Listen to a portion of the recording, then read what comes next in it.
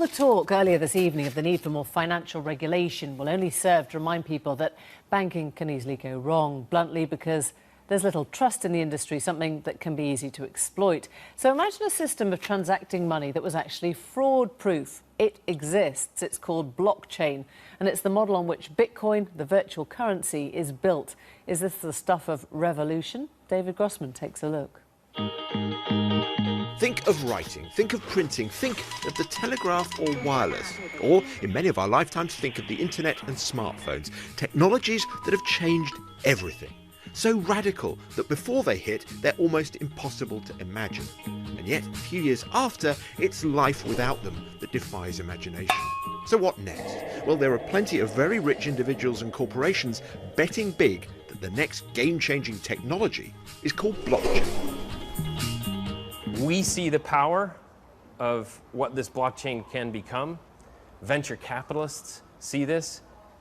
But even more exciting is the disruptive minds of entrepreneurs are seeing the power of this. And they're building new businesses in new paradigms that are going to change the shape and the face of all industries.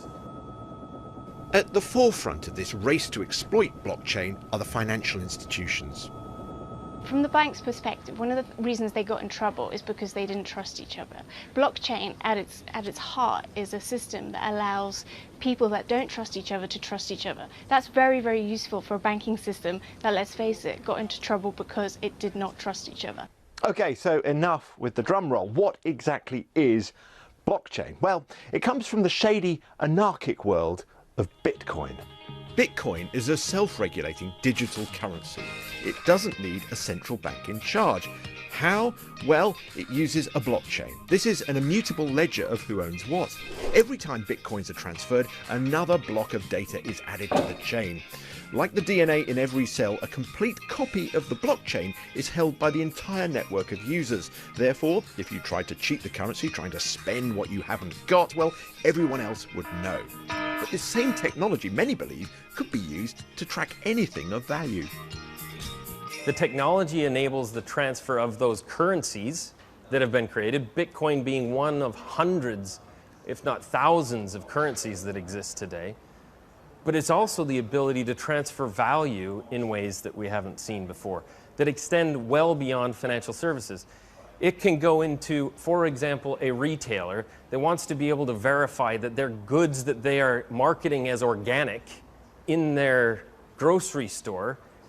The blockchain allows the ability to track the actual creation of those goods and through the supply chain verify that they actually are organic, so that then where they are then marketing them to their end customers, they're confident that it actually is organic. That's just one simple use case. And there are thousands of other potential uses, from pharmaceuticals to luxury prestige goods like watches and handbags. The music and film industries are excited that blockchain could be the technological answer to piracy, and the insurance industry thinks it might help tackle fraud.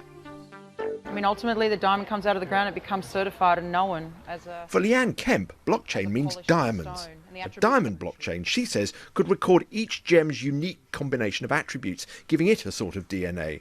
She's had investment from Barclays to develop her ideas. It gives us a global ledger. It gives us actually global transparency over the supply chain and the chain of custody of the diamond. Where did the diamond come from?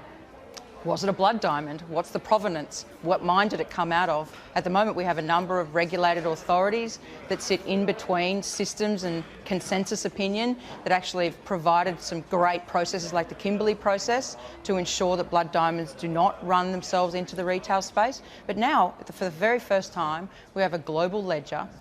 It's permanent and immutable, so therefore I can't change the record. So there, from a perspective of trust, we know that those records are indeed correct. Blockchain actually holds out the prospect of smart contracts. That is, contracts that police and enforce themselves. For example, suppose a car makes a journey.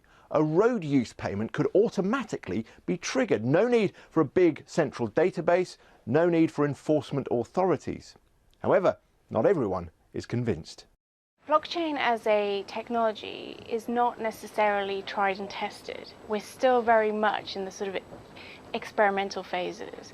And as far as we know, it is actually a very expensive technology to use, because it involves lots of different banks or institutions or so-called nodes using the same ledger on all their systems. That is much more expensive than, say, using one master ledger against everybody else. So that's the primary issue. The secondary issue is whether or not it actually works.